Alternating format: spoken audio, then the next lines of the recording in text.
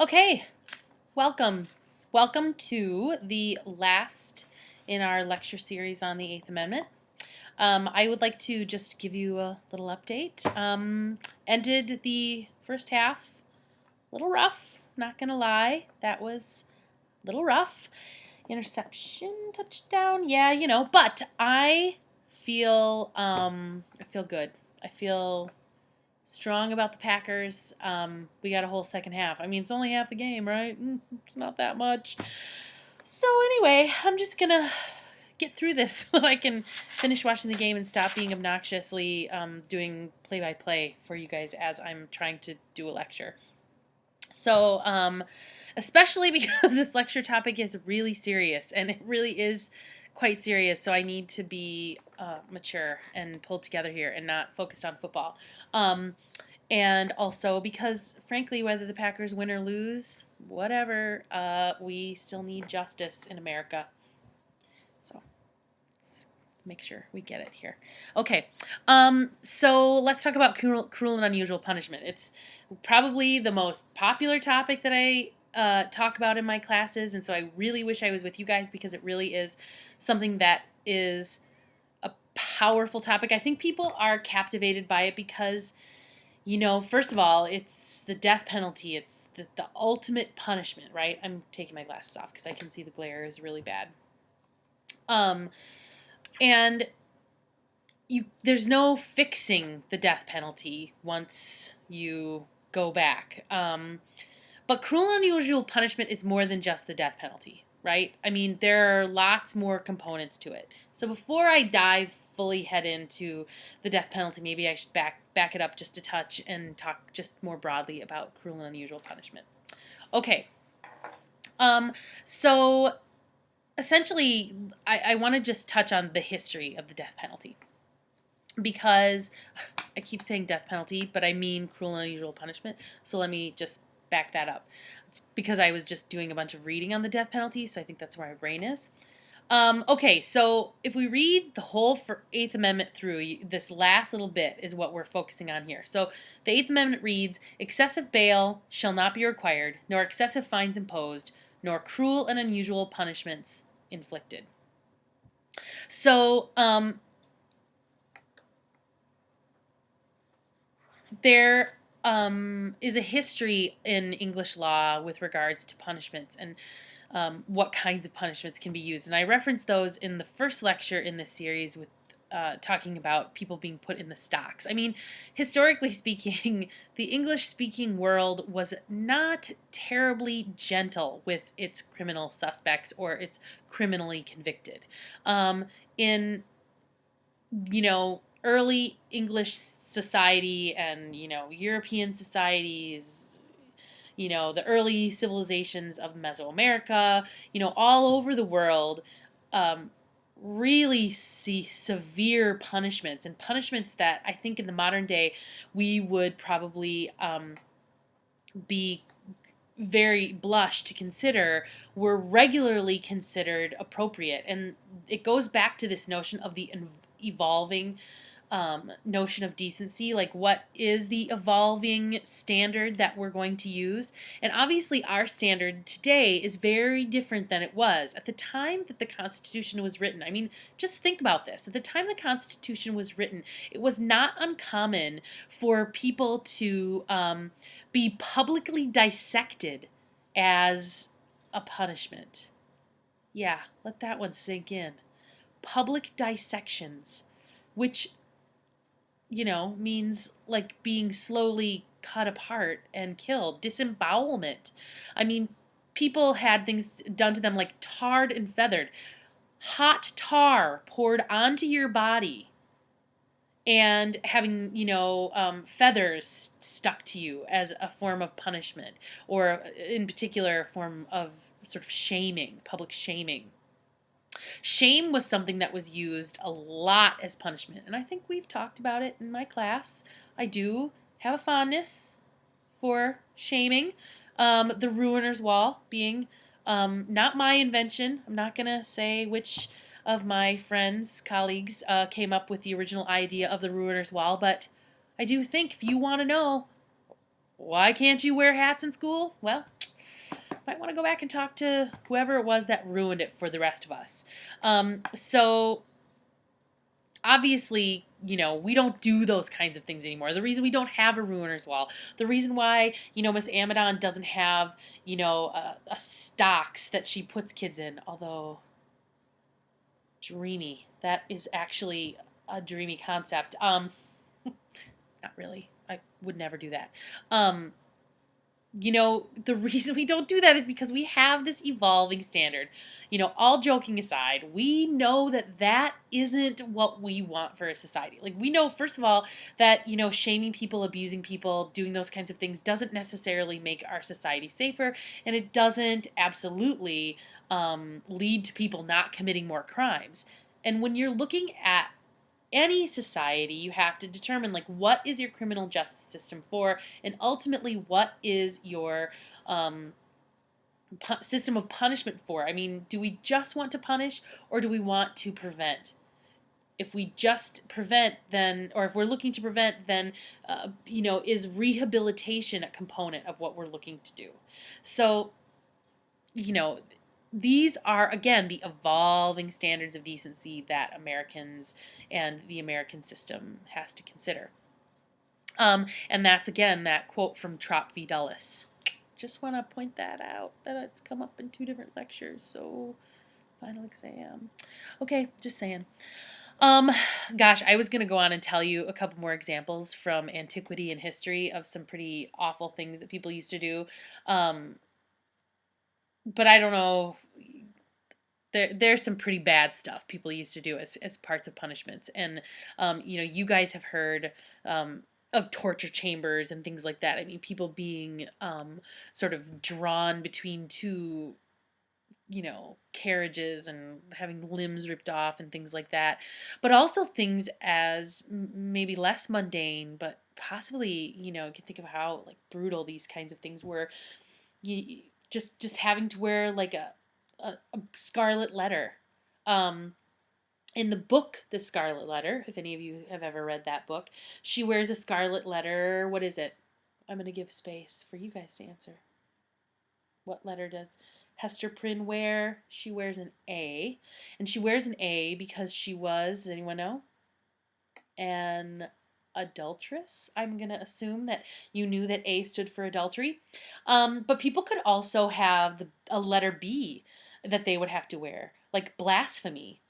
People also, this one I don't know why this one grabs my attention so much. Maybe because it just seems so crazy to me that people did this, and yet, I don't know, maybe, I don't know why this one, but people would actually have ropes tied around their ankles, and they would be staked to the ground. So they would be, like, leashed to the ground and be forced to sit or stand in one spot for, I don't know, a set period of time, for a set number of hours or a set number of days or something like that as punishment. Maybe I think it's sort of strange because it's the way we would sort of treat animals, and it definitely isn't an element of what we would consider, like, our evolving standard of decency. So maybe that's why, because I think that's just something that's just certainly not within our modern standards. Okay, so I'm just looking at my notes here to see what cases I want to talk about. There are lots of cases that I'm going to talk about here, you guys. So I want you to make sure you're kind of following along, and I'll try to go as slowly as I can. But obviously the first one I'm going to talk about here is one that comes from 1983, and the case is Solem, Solem v. Helm, Helm. So it's Solem v. Helm. And in Solem v. Helm, the court outlawed incarcerations that were disproportionate to the offense. Now, the reason I'm starting with this one is because it's kind of an obvious principle that perhaps you've always assumed, but it's the same as the excessive bail and excessive fines. This idea of proportionality, the whole Eighth Amendment and the case law that goes with it is really about being proportional. Is the punishment proportional to the offense. So if someone has done something like, a disorderly conduct, is giving them 6 months in prison for a disorderly conduct, is that proportional? Like, we would probably say that that's not proportional. Or in the same case, and as is going to become a big element of the case law, what actually deems it proportional for the ultimate punishments? I mean, of course it's important that we have proportionality in, our smaller punishments, things like, and when I say smaller, I mean like smaller in terms of the weight or the gravity of the punishment, as well as the length of time that the punishment would last. So, if you're talking about 6 months or 2 years or 12 years, but really most of the case law, most of the cases that have set some of these principles relate to issues both of the death penalty and of life imprisonment. So, in the Solem case in 1983, the court said that there is this principle of proportionality that applies essentially to incarceration, and that also has to be that has to be taken into consideration. Well, when judges are determining sentences, they have a lot of things that guide them. Now, there was a really big push in the 1980s and the early 1990s to have these things called mandatory sentences. So judges were essentially told, here's what the sentence must be for each crime. And mandatory sentence laws are extremely controversial, in part because they sort of take away from judges their ability to make judgments based on the totality of the circumstances.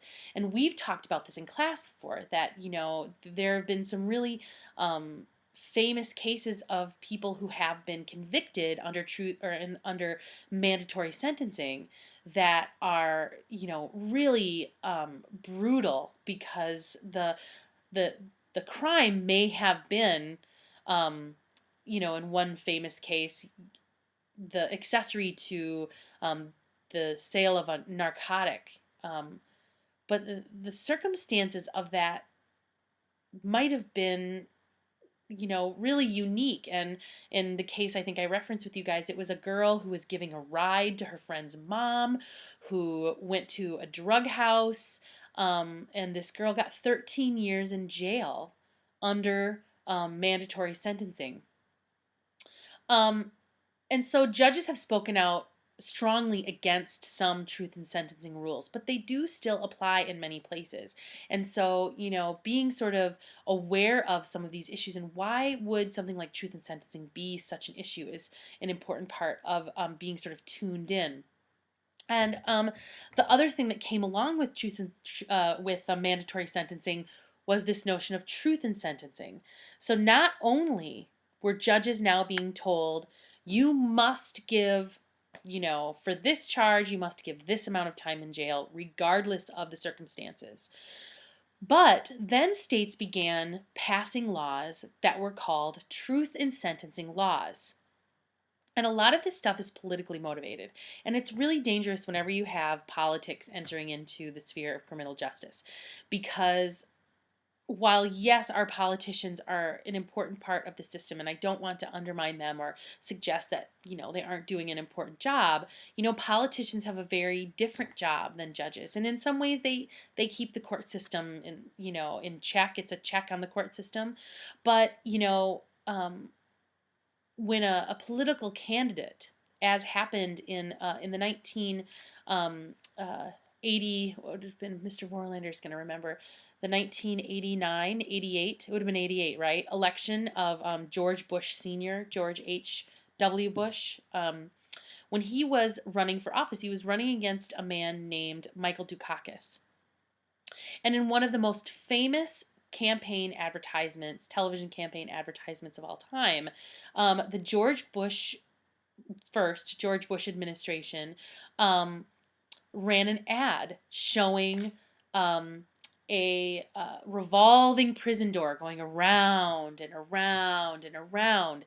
And I'm sure Mr. Vorlander remembers, so he can actually tell you guys a little bit more about this if you have time. So he certainly can pause this at any time to give his perspective on this. Um, the it was a campaign ad whose intention was to essentially point out that Michael Dukakis had let this one particular inmate go from jail in under a parole system in Massachusetts where he was governor, and that this guy had gone out again and had committed a crime, and it was intended to say that he was soft on crime, that he wasn't going to be a good president. Michael Dukakis lost that election, and many people believed that one of the reasons that he lost it was because of those ads, because the perception was put into Americans' minds that he was soft on crime. And so people really had this fear. In the 1980s, we also had this real bump in crime in the United States. There was this rise in the crime rate. And so people were quite afraid that, we had all these criminals on the streets. And so they passed not only these mandatory sentences, but then they passed something called truth in sentencing, so that these criminals who were convicted of these crimes could no longer get out on bail. So if you had been convicted of a crime and sentenced to 20 years, what had happened in the past was 20 years really meant, 12 years. That because with bail and with early release and these other kinds of programs, whose original intent was actually to free up space in the prison systems, with truth in sentencing, those people would now be forced to serve that entire 20-year sentence. But the problem was with truth in sentencing and with these mandatory sentences is that the mandatory sentences were set before the truth in sentencing legislations passed around the United States. So you had mandatory sentences that were set with the belief that people would have the opportunity to have bail. So when the mandatory sentences were set, 20 years, say. So if someone was caught with a certain amount of cocaine, let's just say, the sentence would have been set at 20 years. But it was set by people who knew that that didn't actually mean 20 years. It actually meant 12 years, just as an example. Well, so then when truth in sentencing came into place, now you have people who are in prison who the people who gave them, who convicted them and passed those punishments along to them, the people who wrote the legislation, didn't intend that person to spend 20 years in jail for possessing that cocaine. They intended them to spend 12 years in jail. It was their belief that they would get, a reduction in sentence, for good behavior and based on, parole and all those kinds of things. And so now we end up with this glut of people being put in prison for sentences that were never intended to be as long as now they ultimately were. And a lot of it was because of this fear that Americans had, some of which was politically motivated, some of which was based on the growing crime rate. And so in the 1990s, we have this massive distortion where we have people in prison for extremely lengthy prison sentences, and those prison sentences are really, again, disproportionate to the crime. And so lots of cases start coming up through the state courts saying, this is unconstitutional. And some of those cases have yet really to be resolved, and some of those issues of truth in sentencing and mandatory sentencing have yet to be resolved. They are being resolved, and there have been some rollbacks with regards to mandatory sentencing that have allowed judges to have more discretion. But in the state of Wisconsin, for example, there's really not a parole system anymore. People don't really get out on parole like they used to. It's sort of slowly coming back because prison people in the prison system, what they immediately found was that once you took away parole, you took away the motivation for inmates to behave. If I know I'm going to be here for 20 years and there's nothing I can do about it, and whether I am behaved or not is irrelevant to whether or not I'm going to be here for 20 years, then who cares? Then I'll do what I want.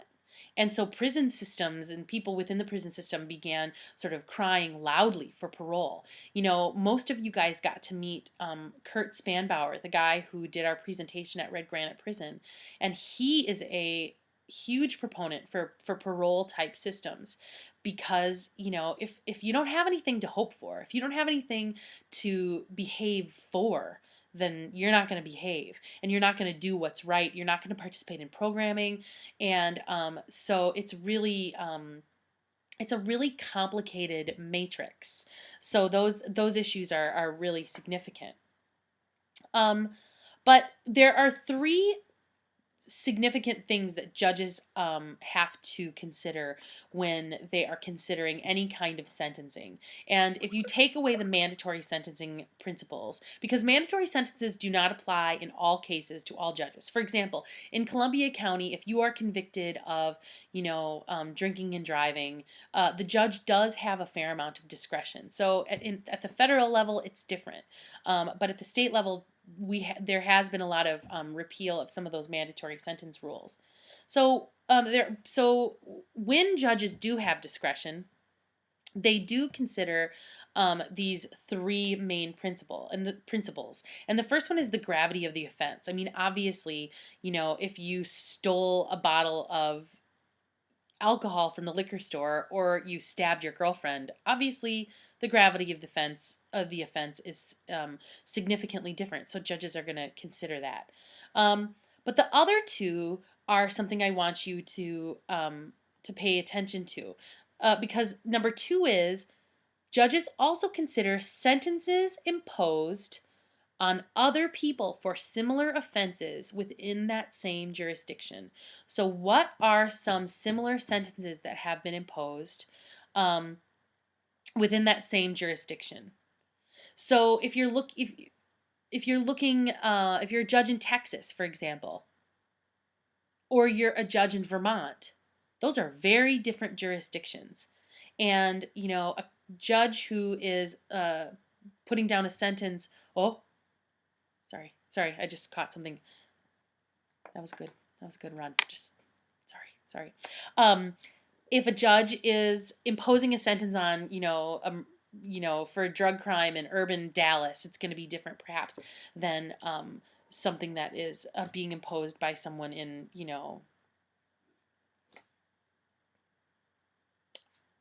Milwaukee, just a different jurisdiction.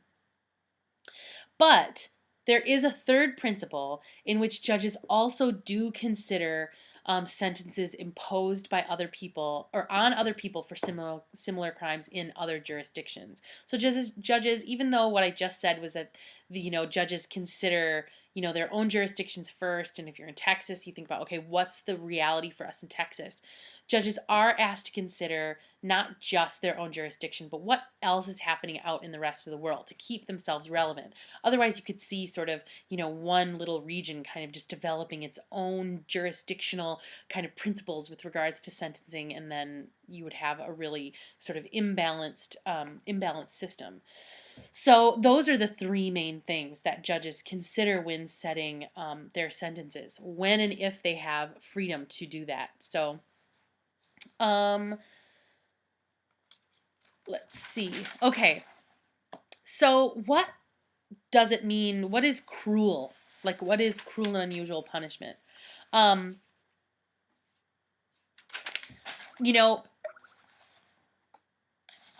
In 1947, the Supreme Court decided in a landmark case called Francis v. Resweber or Riesweber. I'll spell it for you. So it's Francis, Frances v. Versus Resweber. So Francis v. Westweber. And that came out of 1947. This is one of the things. Is that a touchdown?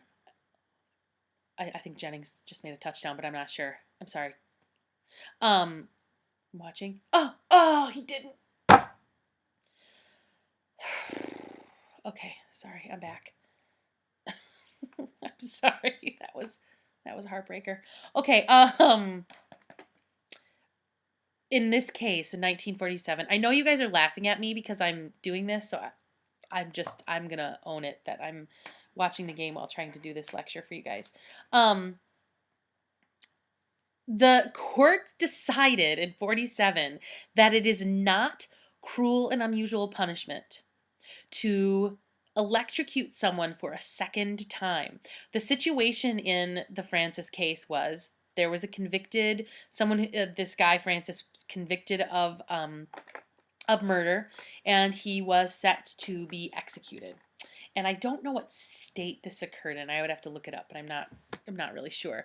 And the court or the state hooked him up to the electric chair, hit the button, and it didn't kill him. So what Francis and his attorney said was, well, that's it. Like, that's it. That's the punishment. I was to be executed, or I was to be electrocuted by the electric chair in this state. So you did it. Don't hit the button twice, because that would be like double punishment. So he actually took it to the Supreme Court. Like, they had to like postpone it, and said, I should not be re-executed.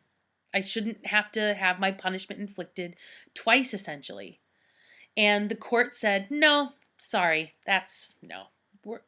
We're going to go ahead and say that that's okay to re-execute you. And so they did. So they sent another jolt of electricity through him, and that one did kill him. So, the standards of, what is cruel and unusual oftentimes come out of some sort of strange sets of circumstances. But again, it's ultimately the Supreme Court that's deciding these things. And these are cases that get a ton of attention. And, like I said, these are the things that kids are, I could spend days talking about this with people because they find it really quite fascinating.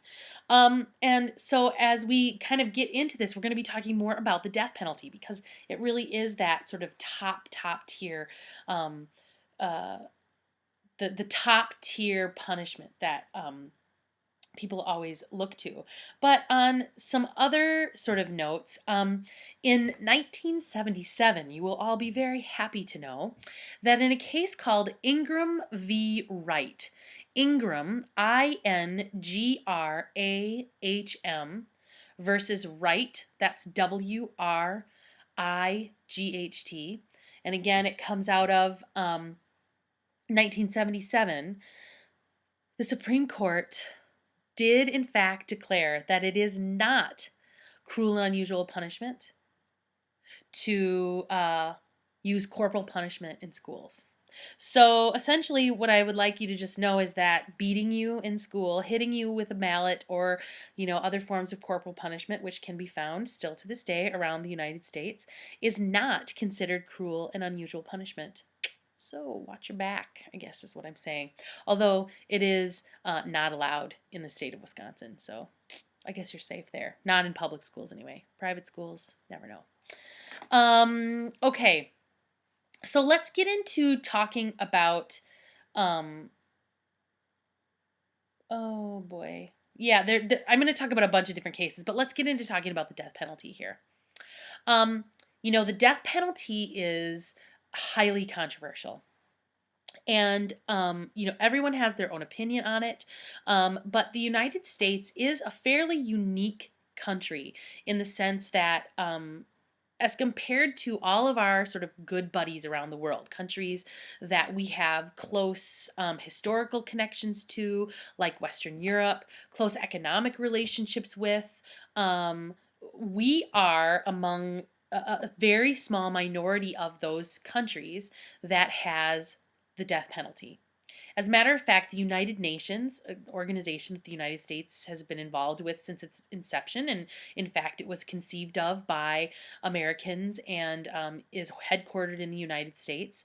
The United Nations has declared a global moratorium on the death penalty.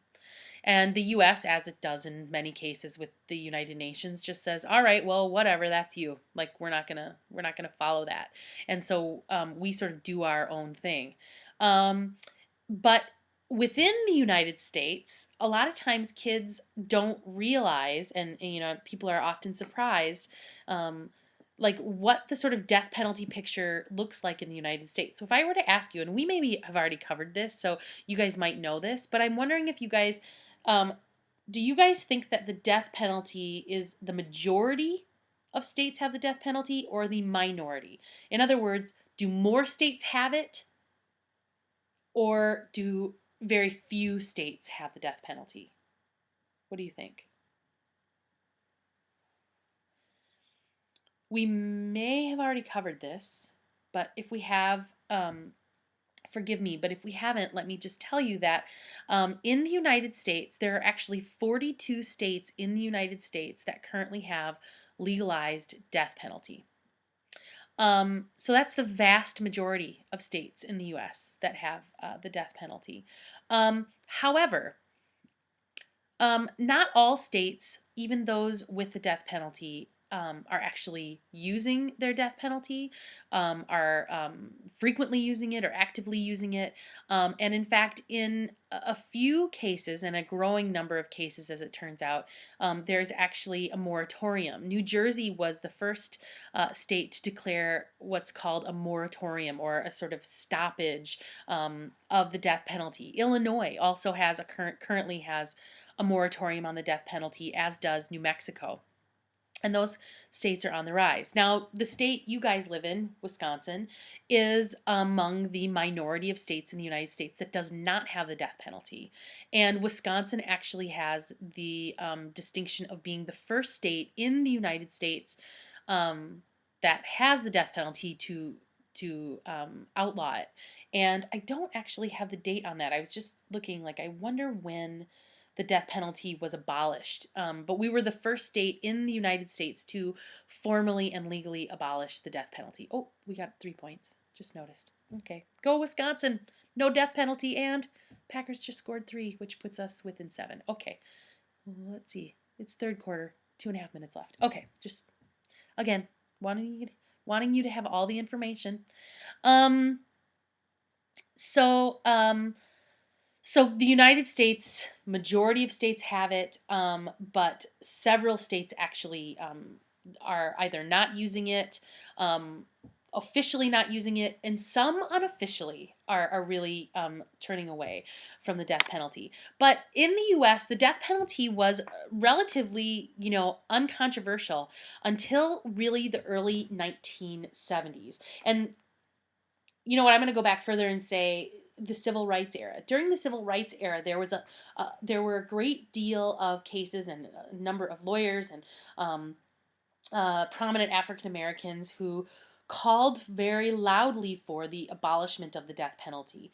And if you look at statistics, and I'm going to post on my webpage some graphs that will give you guys actually a view of this so that you can actually see it in full color graphics, what the death penalty looked like in the United States and what it's looked like over the last 100 years or so. But one of the primary reasons that people were sort of crying out against the death penalty was because there was a real concern that the death penalty had become a very biased system, that the vast majority of people who were being executed were minorities, and your chances of being executed for a crime in this country, especially in the first half of this country, if you were an African American and being executed for it, were staggering. It's still, frankly, is a problem in terms of incarceration of African Americans to their total proportion of the population.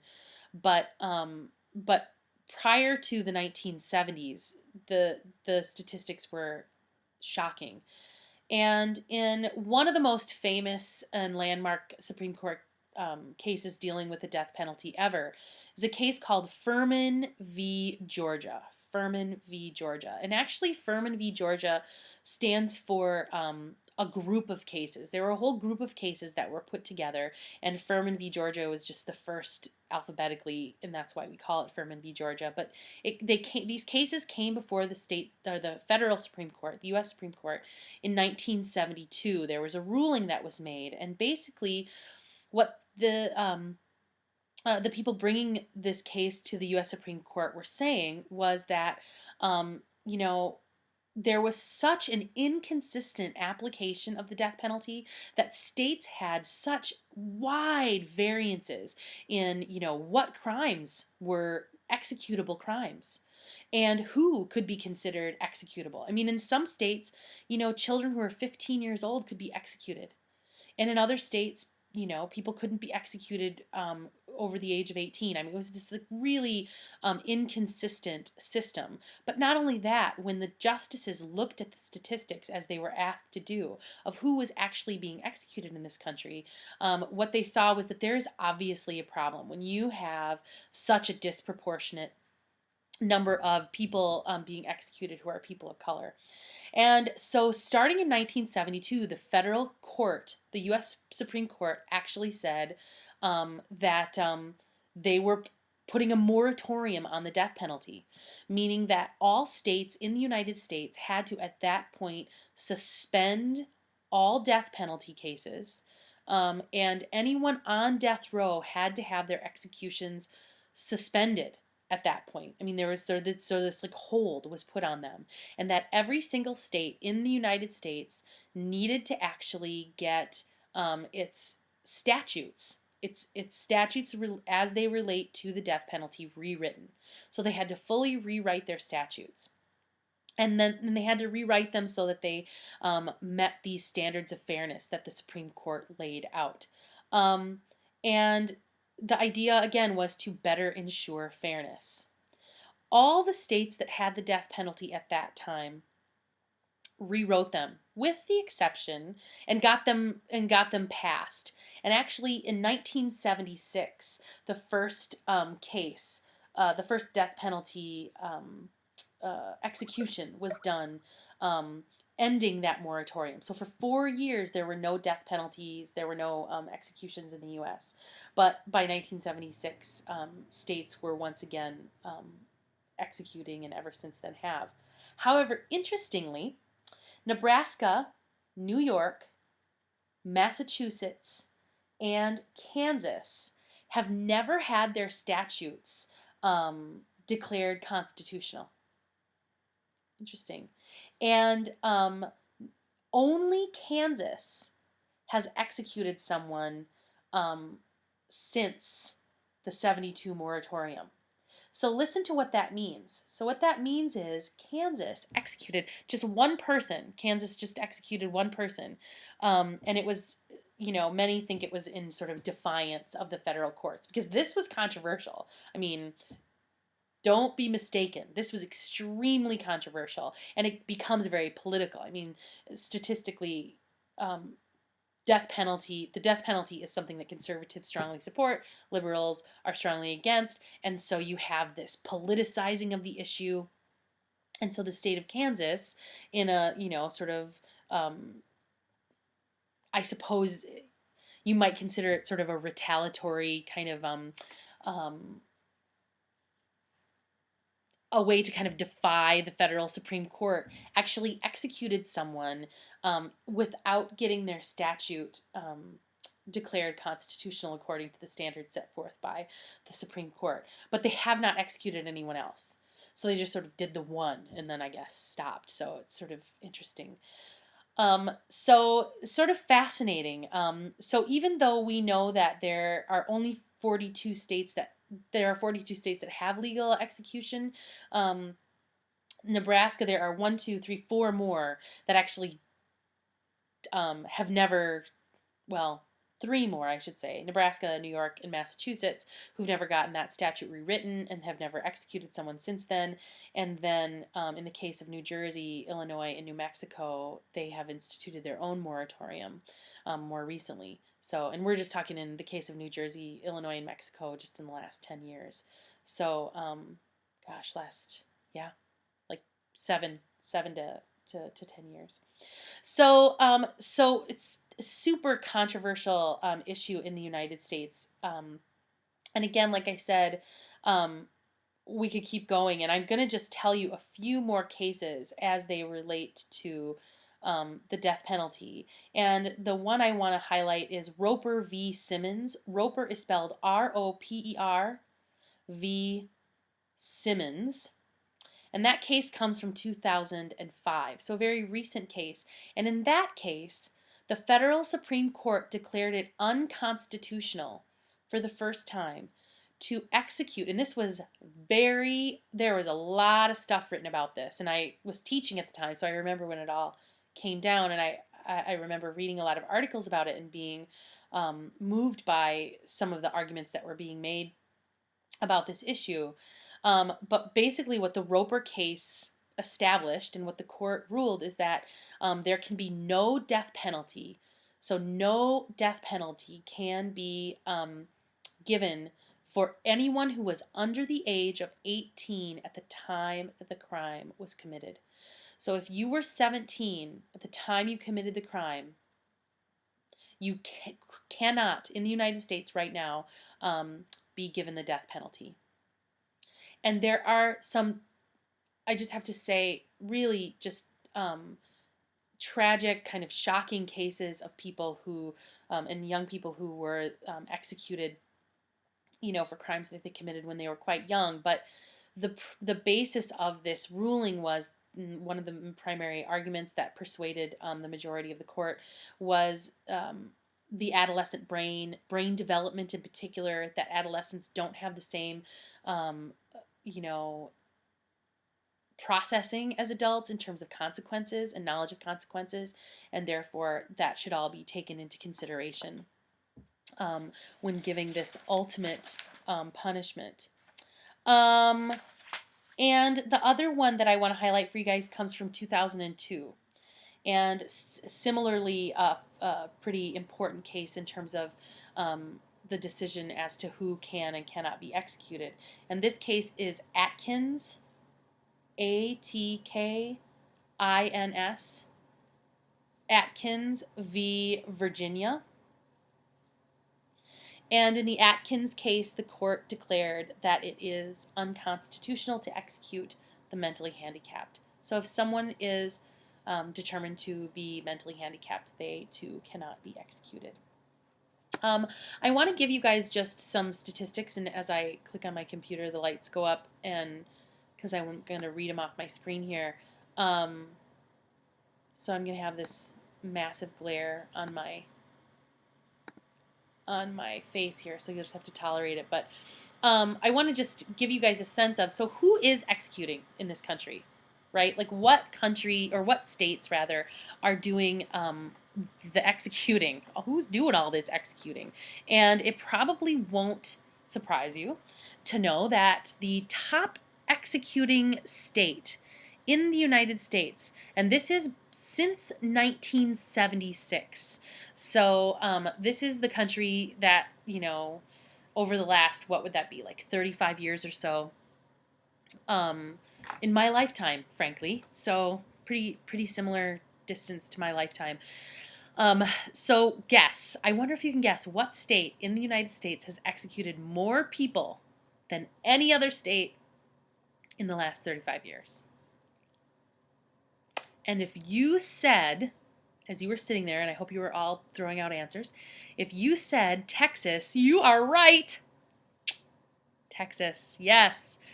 Big sky country down there in Texas. And since 1976, Texas has executed 477 people. Currently, they have 321 people on death row. So we'll see how many more they have to execute ahead of them. Let's see. In order, going down the list of the top 5, the top executing state in the United States is Texas. The next one might surprise you. It's Virginia. After that, we have Oklahoma. After that, we have Florida. And then rounding out the top 5 is Missouri. Now, Missouri, as compared to Texas, you can see the range. Missouri is the fifth most executing state in the United States since 76, but they have only executed 68 people. That's less than 2 people a year since 76. And so even though, Texas, is only 4 bumps ahead, you can see how much more significant. As a matter of fact, Virginia, the distance between Virginia, the number 2, and Texas is also shocking. Virginia has executed since 76 109 people. And so Texas, which, obviously nearing 500 executions, pretty dramatic. But the other statistic that's interesting is to not just look at how many people have been executed, but how many people are currently on death row. And the state with the most people on death row is Florida. Florida has currently 398 people on death row. And, some of the reasons why people sit on death row, they vary. State law. Oh, wait a minute. You know what? I need to take that back. Florida does not have the most people on death row. I need to back up the truck here. I just looked down the line here, and I see one that is shockingly larger. And with 721 people sitting on death row, the state of California is actually the largest death row inmate population. Just going to scroll down just to make sure. In total, the United States has 3,250 people currently living on death row. So incredible, isn't it? It's pretty incredible. And the total number of people in the United States who have been executed since 76 is 1,278. So pretty interesting, So we have a very complicated relationship with the death penalty, and it's a topic that, again, people feel very passionately about. It's sort of like abortion. It's one of those topics that you sort of don't bring up if you really want to. If you really want to avoid conflict at a dinner party, just don't bring it up. But we certainly do have a lot to grapple with as a nation. I want to talk to you. It seems a little ghoulish to talk about this, but the methods of death for death penalty in the United States are also really varied, and the use of lethal injection has become pretty standard. Lethal injection is used in all states and is the predominant form of death penalty. However, in many states, states like Virginia, Utah, Arizona, Delaware, that's usually kind of looked at as kind of a Wild West thing. There are other kinds of death penalty that can be used, and in some states, the person who's being executed can actually choose which kind of execution they would like. For example, in 2010 in Virginia, an inmate named Paul Powell requested to be electrocuted, and so he was.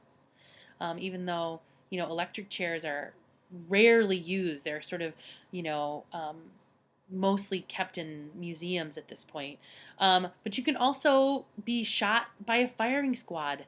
Utah in 2010 shot someone in a firing squad because that was the way he preferred to go. So it's a pretty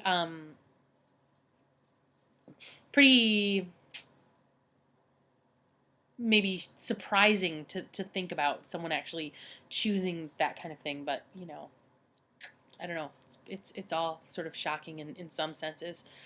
I want to talk also about race, because that is one of the biggest issues in death penalty law, death penalty debate, is whether or not race is a significant factor in whether or not someone gets the death penalty. So I want to just read you guys a couple of things. First of all, African Americans currently make up about 41% of death row inmates.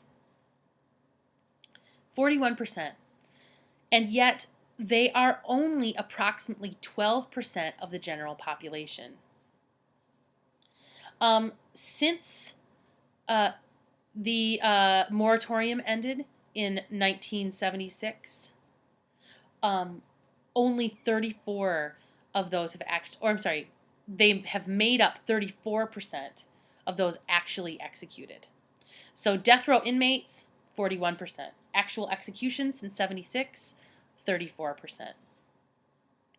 However, that number is lower than that of prison inmates in general, which is 47% African American. So 47% of the national inmate population in this country is African American, in spite of the fact that they make up only 12% of our population. According to a 2003 Amnesty International report, Africans and Europeans were the victims of murder in almost equal numbers. Yet 80% of the people executed since 1977 were convicted of murders involving white victims. I want to read this whole paragraph one more time, because I think that I want you to just make sure you have the statistics, and I want you to make sure you sort of understand the implications. And I suspect that there are, potentially questions or concerns or thoughts that are coming to your head. So you could certainly pause this at any point and discuss if in fact class is still going on, which it probably isn't. You're probably watching this at home. So I'm just going to read this again. So it says, African Americans made up 41% of death row inmates, while making up only 12% of the general population. They have made up 34% of those actually executed since 1976. However, that number is lower than that of prison inmates in general, which is 47% African American. According to a 2003 Amnesty International report, African Americans and Europeans were victims of murder in almost equal numbers. Yet, 80% of the people executed since 1977 were convicted of murders involving white people. Now, if we look specifically at Texas, a state that has some real questions that sort of always are churning around it with regards to race, in the state of Texas, since 1982, approximately 80% of their population is white. And yet, 46% of their executions have been of blacks. I'm sorry, 46% of their executions have been... Okay, let me scratch. I want to go back and start, because I feel like I may have just read this wrong. 80% of the population in Texas is white. And 46% of the executions have been of white people. The population in Texas of African Americans is approximately 12%, while 37% of their executions have been of black people. Now, the reason this is significant, and the reason that the numbers above are significant, is because when you look at equity, when you look at things like equity in a system, you should have an equal number of people in any demographic group being represented in your criminal justice system. Now, it's not going to be exactly the same, but it should sort of be in the zone, right? And we've talked about this in class before, that, we should have, as far as the number of kids getting suspended in our school, we shouldn't have, 80% of the suspensions going to boys and 20% of the suspensions going to girls if we have 50% boys and 50% girls. If that was the case, then we have an inequity in our system. Something is happening where boys are getting sentenced, so to speak, to suspensions more frequently than girls, because we know that boys don't commit behavior offenses at any higher rates than girls. So what we might need to ask ourselves is, are the offenses that boys commit more heavily punished or more severely punished than the offenses that girls commit? Are boys being caught at a more regular rate? Are boys not trusted or believed, or are they just simply being sort of punished disproportionate to their crimes more frequently. So, those are the kinds of things we look at, and you do the same thing in any kind of criminal justice system. So when you see a statistic like these of U.S. executions and death row inmates, as well as the sort of stunning numbers that come out of Texas, our leading executor, the question has to sort of be asked if there is equity in this system. And let's see. Another one to sort of consider is gender. So let me just, as of October 31st, 2010, men accounted for 98.3% of persons currently on death row, while women account for 1.7%. Men account for 99% of the persons executed, while women account for 1%. So, it's sort of an interesting situation. As far as cruel and unusual punishment is concerned, we as a country, we do have the presence of the death penalty in our country. And, people do support it. There is popular support for the death penalty. And, even as recent as 2010, the surveys that are done to sort of poll Americans and find out what they think showed that most people do actually support the death penalty. But interestingly enough, those same surveys, when they ask people whether or not they think that the death penalty is fair, Americans support the death penalty, but they don't think it's fair. They don't think it fairly is distributed. So it's sort of something that as a country I think we kind of need to grapple with is, how we are going to sort of find a way to live with this system and hopefully to seek a more perfect union in finding a system that works more fairly and more equitably. So, okay, guys, that's the end. So that's the end of the Eighth Amendment. That's the end. We talked about Amendment 9 and 10 already, so I don't need to go into that. And that's that. So I'm going to sign off. And yeah, I guess I'll watch the rest of the game after I do my last little bit about the test. So, okay. See ya.